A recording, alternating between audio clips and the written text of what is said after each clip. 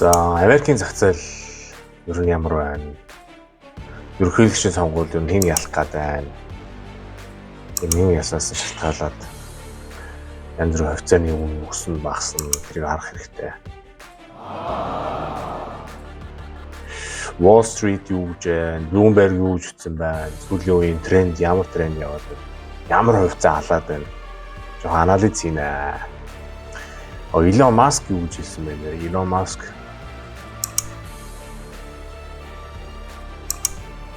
нэр сүүлийн батарейны зах зээл юу болоод байна? Яаж юм? Хятадууд яагаад байна? Оросууд яагаад байна? Байн юу юм юу болж байна? Тэр шалтгаалаад ямар хувьцаа авахаа шийднэ.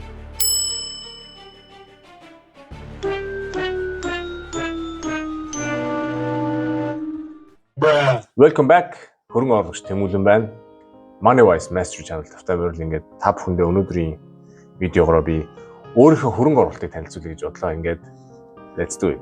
За түрүү видео эхэлж байхад би баахан анализ хийгээл яа сонгуулийн ялах гээд байна. Тэрээс шалтгаалж хувьцаа аавна, ямар хувьцаа халаад байна, Bloomberg юу гэсэн, Wall Street юу гэсэн ингээл янз бүрийн анализ хийгээл нэг сүртэй юм байна. Хөрөнгө оруулахад тийм сүртэй юм байхгүй. За миний хөрөнгө оруулалт бол амар утгатай. Миний хөрөнгө оруулалт ер нь үндсэндээ бол нэг дөрвөн хэсгээс бүрддэг. Нэгдүгээрт нь би хамгийн чухал өөртөө хөрөнгө оруулдаг. Хоёрдугаарт нь үнэт цаас ETF, coin. За гуравдугаарт нь болонгууд мэдээж өөрийнхөө тэтгэвэр, pension тэ тэр хөрөнгө оруулалт. Ингээд дөрөвдүгээрт нь болонгууд мэдээж хүүхдүүдтэй бас investment данстай хөрөнгө оруулалтын данстай. Тэгээд ийм дөрвөн хөрөнгө оруулалт хийдэг байгаа. За нэгдүгээрт нь би өөртөө хөрөнгө оруулдаг.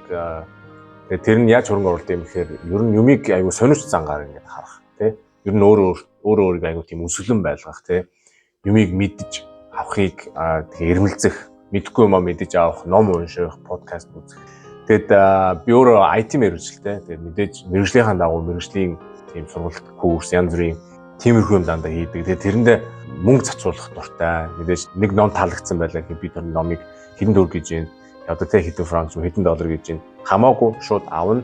Тэр номноос би нэг юм хоёр юм мэдээд авчихад надад тэр наалтахад тэгээд тэр инвестмент хэрэгтэй инвестмент болсон гэж үздэг. Тэгээд мэргэжил дэвшлүүлэх одоо курс ч юм уу сургалт ч юм уу миний амьдарч байгаа Швейцарын улсад ер нь ихэнх ажил олгогч нар одоо ингээ ажилчдаа дэмжиж тэр өөрийгөө хөгжүүлэх гэж байгаа ч юм уу өөрийнхөө мэргэжил дэвшлүүлэх сургалт ч юм уу курс ч юм янз бүрийн одоо жилийн курс ч юм уу 6 сарын курс ч юм уу тэ төлбөрийн төлдөг байгаа 100%, 80%, 50% ч юм уу тэ ингээ гэрээ хийгээд төлбөрийн төлдөг. Миний хувьд бол миний ажил олгогч бол одоо миний би 11 сараас одоо ингээд сурч эхлэх гэж байгаа. Дахиад миний тэр төлбөрийг 100%-аар ингээд төлж байгаа. Яагаад тэгэхээр би нэг юм ингээд сураатай өөрийгөө хөгжүүлээд өөртөө хөрөнгө оруулахад тэр бас цаашдаа миний ажил олгогчд хэрэгтэй гэсэн логикоор тэгж өөртөө ингээд хөрөнгө оруулдаг байгаа. За хоёр дахь хөрөнгө оруулалт нь болохоор мэдээж хөрөнгөний зах зээл дээр хөрөнгө оруулалт байгаа. Би юун дээр хөрөнгө оруулдаг гэхээр ETF тэгээд Bitcoin, Ethereum тэ янз бүрийн coin байгаа. Тэгээд за ETF гэж юу гэсэн үг юм бэ гэхээр Exchange Traded Fund гэж одоо амар олон компани хувьцаанууд нэг ингээд олон нэг юм тоогонд хийцэн. Тэгээд тэрийг ингээд хөрөнгөний зах зээл дээр 1 ширхэг, 2 ширхэг, 10 ширхэг, 100 ширхэгээр ингээд яг ингээд нэг хувьцаа нэг компани нэг ингээд бүхэл хувьцаа авч байгаа юм шиг ингээд арилждаг тийм арилжааны хөрөнгөний зах зээлийн нэг бүтээгдэхүүн байгаа. Тэр нь ямар давуу талтай юм бэ гэхээр мэдээж хөрөнгө оруулалтаа зөвхөн нэг компани хувьцаа аваад тэгээд зөвхөн тэнд ингээд риск үүсэхгүйгээр маш олон 100, 200, 300, 400, 500 ямар ETF те ямар бүтээгдэхүүн шалтгаалаад тэнд зөндөө компани хувьцаа байдаг. Тэгээд тэрэн дээр ингээд зөвхөн нэг компани биш зөндөө компани ганцхан бүтээгдэхүүн аваад зөндөө компанид хөрөнгө оруулж байна гэсэн үг тийм asset allocation гэж яддаг. Тэгээд тэр нөгөө хөрөнгө оруулалтаа ингээд цацах тийм одоо юу гэдэг Монголоор мэдэхгүй diversification гэдэг. Тэгээд тэрийг ингээд цацаад тэгээд нэгдүгээрт бага рисктэй, хоёрдугаарт ETF үн маш хямдхан байдаг. Ингээд худалдаж аваад тийм ингээд буцаагаад борлуулахад маш амархан байдаг тийм. Одоо ямар ч хөрөнгөний зах зээл дээр Nasdaq ч юм уу тийм Asco, Швейцарын SIX ч юм уу, Asco, DAX ч юм уу маш амархан худалдаж авч байна. Тэрнгээрээ их дагуу. За тэгээд яагаад биткойн, яагаад ер нь coin хөрөнгө оруулалт гэхээр яагаад тэгэхээр би coin итгэдэг. Биткойн яг ер нь цаашдаа өснө гэж би итгэж байгаа. Тийм болохоор биткойн бас хөрөнгө оруулалт, Ethereum бас хөрөнгө оруулалт. Тэгээд миний хоёр дахь хөрөнгө оруулалт юм байна. За 3 дахь хөрөнгө оруулалт нь юу гэхээр миний өөрийн тэтгэвэр. За миний амьдарч байгаа Швейцар улсад болохоор тэтгэврийн 3 систем байдаг. Нэг нь болохоор одоо яг манай Монголынхтай харьцуулах юм бол тэтгэврийн сан тийм. Тэтгэврийн сан би тэтгэврийн санд мөнгө хийлээ, тэр тэтгэврийн сан тэр мөнгөийг чинь шууд буцаагаад одоо тэтгэвэр авч байгаа улсуудаа ингээ хөрвүүлээд шууд ингээ цааш нь түгөөдөг тийм тэтгэврийн нэг сан байна. За 2 дахь сан нь болохоор би нэг хэдэн хувь төлнө. Манай ажил олгогч бас тэрийг матч нь болоод би одоо 8% төлжөлгөд манай ажил олгогч бас 8% ингээд нийтдээ 16%-ийн миний цалингаас цалингийн 16%-ийн миний тэтгэврийн санд хийж байна. Тэтгэврийн мөнгийг та одоо тэтгэврийн санд ингээд төллөө гэж бодоход тэр тэтгэврийн сан чинь зөвхөн таны л мөнгө. Тэр тэтгэврийн сангийн тэр мөнгийг чинь буцаагаад өөр тэтгэвэр авч байгаа хүнд цааш нь өгөхгүй зөвхөн тэр таны мөнгө олон янзын сангууд үүдэг. Тэгээд сангаас хамаарат таны төр төлсөн мөнгийг чинь цааш нь хөрөнгөний зах зээл бас ингээ хөрөнгө оруулж өсгөж идэг. Гэхдээ тийм амар рисктэй те одоо хувьцаанд оруулахгүйгээр бонд ч юм уу альсгүй үл хөдлөх хөрөнгө тиймэрхүү найдвартай бүтээгдэхүүн хөрөнгө оруулаад таны дээр тэтгэвэр чинь ингээд өсөж идэг. За 3 дахь сан нь болохоор одоо 3А гэж ярьдаг. Энэ нь болохоор хүн болгон өөрөө хуваараа тэтгэврийн санд мөнгөө хадгалаа. Тэгээд тэрийгэ цааш нь янз бүрийн хөрөнгөний зах зээл бас хөрөнгө оруулж тэгээд цааш нь ингээд өсгөж болно. Тэгээд энэ 3А гэдэг тэтгэврийн сан ямар давуу талтай гэхээр мэдээж одоо жил болгоноос ингээд засгийн газраас нь за 3А гэдэг санд жил максимал хэдэн франк ингээд төлж болно. Тэгээд тэрийгэ дараа нь жилийн эцээр татвараас хасаж болно. Тэгээд татврын давуу талтай тийм сан байдаг. Энэ болохоор 3 дахь миний хөрөнгө оруулалт. Яагаад тэгэхээр би эзэн нэгэн цагт тэтгэвэр гарч таараа тий хөгшөржил таараа тэгээд тэтгэврт гарахтаа яг одооний энэ амьдарч байгаа тий лайфстайл тий одоо ингээд амьдралынхаа түвшинд барихын тулд одооноос аль болох залуугаасаа тэтгэврийн төлөө санаа зовох хэрэгтэй зүрхтэй хөрөнгө оруулах ёстой гэж би байна.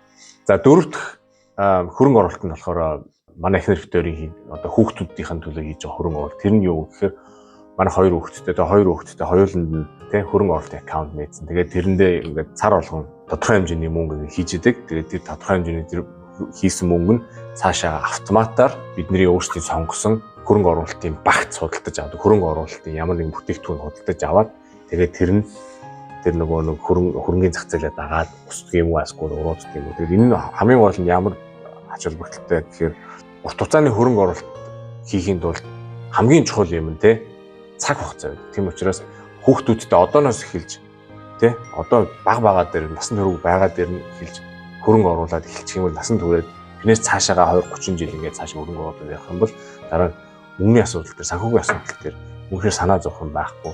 Одоо нэг санхүүгийн эрхчлөнд хүрнэ гэдэг шиг те тех боломжтой одоо бидний хүүхдүүд. Тэгээд тэрнээс гадна ингээд одоо хүүхдүүдийнхаа төрсөн өдөр боллоо гэхдээ зүгээр ингээд хэрэггүй чихэр юм авч юм гэм үү те айскул ингээд тулаам авч өгжсэнс зүгээр хамтдаа ингээд мөнгөний авчид хей чиний хөрөнгө оруулалтын санд чи хоёулаа мөнгө хийя. Яагаад тэгэхээр эн чинь 10 жилийн дараа тэдэнд тийм их болно, ийм их болно гэд хөрөнгө оруулалтын basic одоо мэдлэгтэй хөрөнгө оруулалтын тийм basic-үүдийг одооноос хүүхдтэйгээ ярилцах айгүй бас хэрэгтэй чухал хөшүүрэг болж байгаа. Тийм учраас дөрөвдүгüүрт нь хүүхдүүдтэй хөрөнгө оруулдаг байгаа.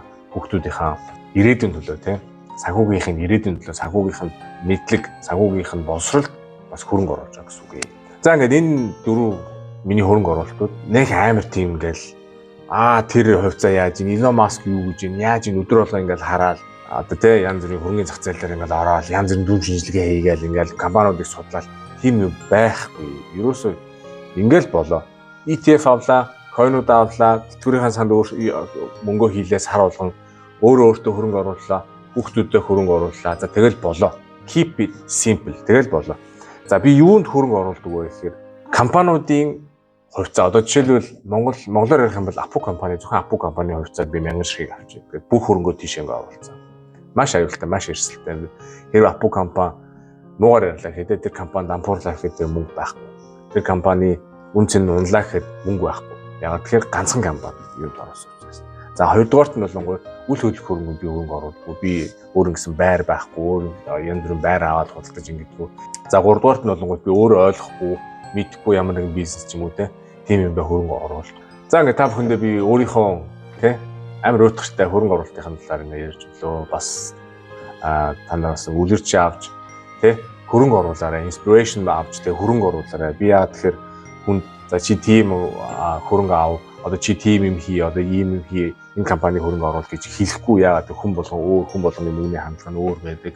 Өгдөл нь ондоо байдаг, боломж нь ондоо байдаг учраас зөвхөн энэ видеоноос inspiration аваад үлгэр одоо дуурал аваад hey би ямар нэг юм хийхгүй болохгүй юм байна. Би одооноос тэтгэврийнхаа сан тэтгэврийнхаа одоо тэтгэврт гарах үе одооноос болохгүй юм байна гэдэг санааг аваа тий. Ингээд энэ видео хийсэн та бүхэн таалагдсан гэж найдаж байна. Ингээд дараа уулзлаа. Баярлалаа. Чаа чаа.